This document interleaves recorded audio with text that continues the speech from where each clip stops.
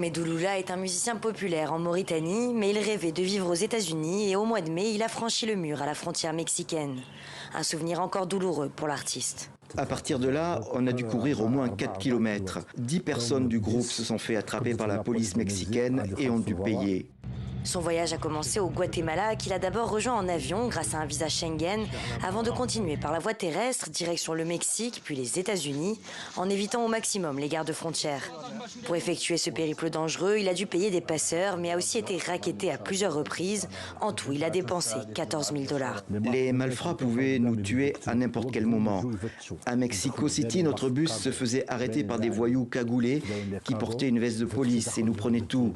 Notre argent, nos téléphones. Arrivé de l'autre côté de la frontière aux États-Unis, je suis resté 14 jours dans un centre de rétention sous une lumière aveuglante.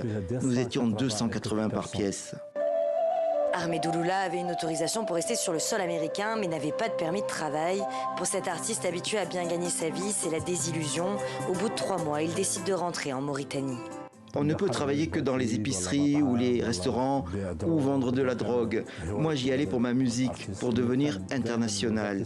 En Mauritanie, les musiciens stagnent. Je voulais rencontrer de grands artistes et évoluer. Cette route migratoire via l'Amérique centrale est de plus en plus populaire en Mauritanie, surtout chez les jeunes.